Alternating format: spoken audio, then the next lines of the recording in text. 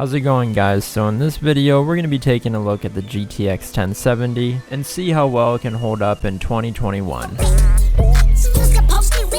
So the GTX 1070 was released along with the GTX 1080 back in 2016 on June 10th, and the model that I have is from MSI and it's their GTX 1070 Gaming X, and this model has a very aggressive look to it with a mix of red and black all throughout the card, which for some people might be an acquired taste, but for me, since I don't really look at my computer too much, it doesn't really bother me. So with this card we're getting two 95mm fans to cool this card down, a backplate that has some MSI branding on it to cover up the back of the PCB and to all around make the card look a little bit better. And to power this you're going to need a 6-pin and one 8-pin power supply cable. This card also is capable of SLI, but we're not going to be testing that today. And over on the back of the card, looking at the ports, we have 3 display ports, an HDMI, and also a dual-link DVI-D port, and some cutouts for air to exhaust out of the back of the card. And moving on to the actual specs of the card itself, this card has a base clock of 1582 MHz, and a boost clock of 1771, 8GB of GDDR5 VRAM, and for testing today, this card is going to be used inside of my personal computer that I do editing on, which inside has the Ryzen 5 3600X, 32GB of Corsair DDR4 RAM, on the MSI B450 Tomahawk motherboard, and all the games that we're going to be testing today are going to be played off of a 500GB ADATA SSD, and we're using the latest drivers from Windows and Nvidia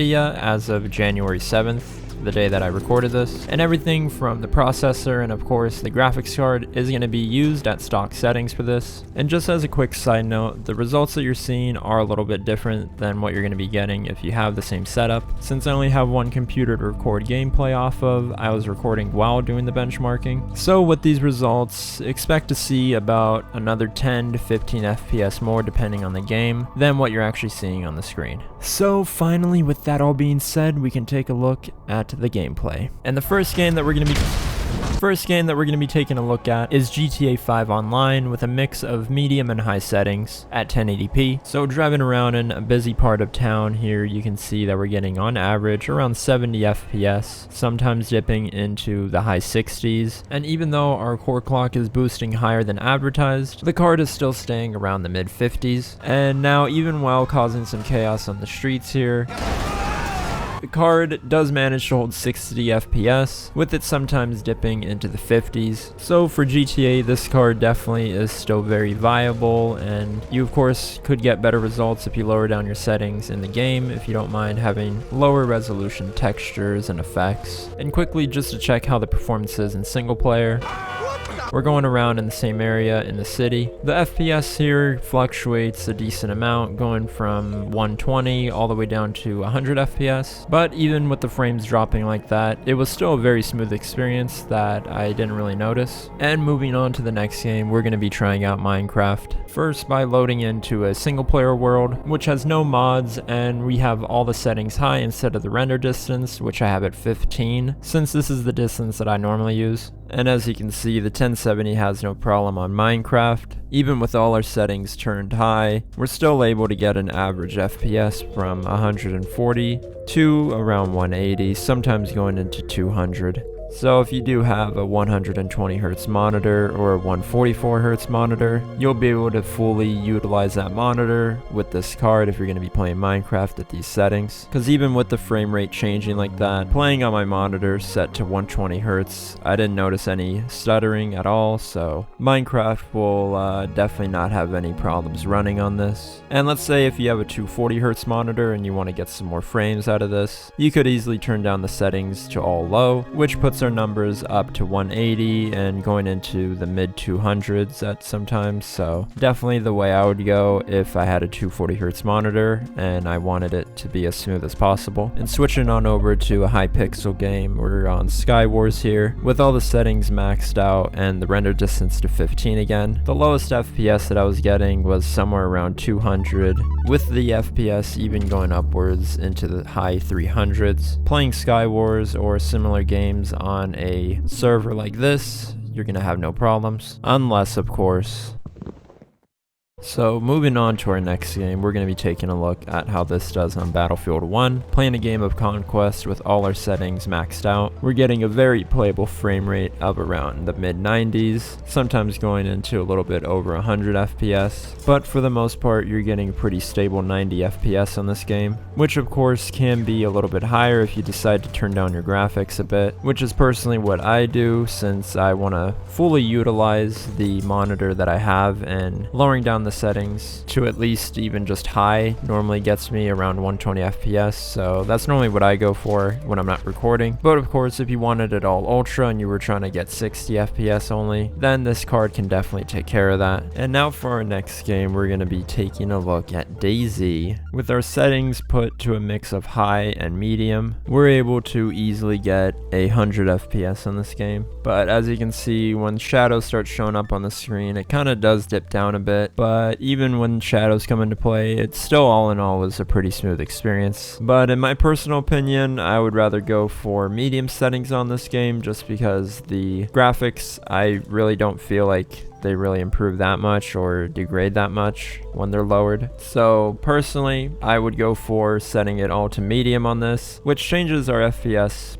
pretty drastically, because on average we're getting around 120 FPS, even seeing it go up into the mid 30s, which is a pretty big jump just for setting a few graphical settings down a bit, which might, you know, bother you having those lowered. But for me, I don't really mind having those set lower because it really doesn't affect that much, I feel like, and you end up getting a lot more performance. So yeah, DayZ all in all is pretty playable on this. And for our next game, we're going to be taking a look at Dead by Daylight with all of our settings set to ultra and at 1080p. Our FPS is pretty consistent on this game, and it never really dips below down, and the FPS never really goes below 90, so if you were to set the settings to high or even medium, you would easily be able to get 120 or possibly even 144 frames on this and get little to no frame drops, because the whole time when I was recording and playing this, it was a really smooth experience. And now we take a look at the last game that we're going to be testing today, which is Rocket League. With all of our graphics settings maxed out at 1080p, to probably nobody's surprise, we're able to max out the FPS on this at 250. This game, of course, is going to be extremely easy to run, and throughout my testing while playing this game, the FPS never drops below 240 really, so if you have a 240Hz monitor and you're going to be playing games like Rocket League or any other competitive game that isn't that demanding, you'll have no problem running it on this card, since most people also, if you're going to be playing competitive, have their settings all low, which in this card's case, you will be pretty much maxing out the whole time and probably getting dips sometimes into 240, but most of the time just maxing out if you do decide to play this game with the settings turned down lower. And with all the benchmarking aside, that brings us to the end of the video. So going into 2021, this card will easily be able to play anything that you throw at it, and probably will for the next couple years, honestly. But the only issue that I have trying to recommend this card or trying to tell you guys to buy this card is just because of the pricing right now, or what's been the pricing for the past year on graphics cards. Looking over at eBay's sold listings of the GTX 1070, it is awful. If you're somehow able to get this locally for $200 or even a little bit over $200 if you have to, do that. Don't go out and buy this card for $300 or even $250. A little over a year ago, I bought this card for under $200, and for that price, it was still really cheap for what it is. Like, most of the time, they were going for $200 in like 2019. But I mean, now the prices of these cards are even going higher than $300 on some of the listings that have sold, which is just too damn high for what you're getting. Obviously, if you do need a graphics card, you kind of are stuck needing to buy with the prices that are set now. But I really encourage you to hold off if you're able to. Look locally, or really be on top of new listings of these cards or whatever one you're trying to get on eBay, just because, you know, it's not worth the price that people are trying to sell for right now. So if you do want this card, try to hold off on it and try to get it for under 200 or even somewhere around 200. Can you even get it for under 200? You really fucking can't. And since the cards are in that price range, you could also go the route of getting a GTX 1660, but with that card, you are going to be losing 2 gigs of VRAM, compared to the 1070, but you're still getting pretty similar performance on most games. Sometimes you're getting a little bit lower, and even in some titles it's a little bit better than 1070. So the 1660 is another card I would consider looking at, since these cards are both in the same price range for the most part. And I think that about sums it up for this video here. So if you guys did enjoy this and you want to see more videos like this in the future, let me know what it is that you enjoyed or what it is that you think I can improve on with these. Also, if you don't mind dropping a like, that would be greatly appreciated. Yeah, thank you guys for watching, and I'll talk to you in the next one. Later.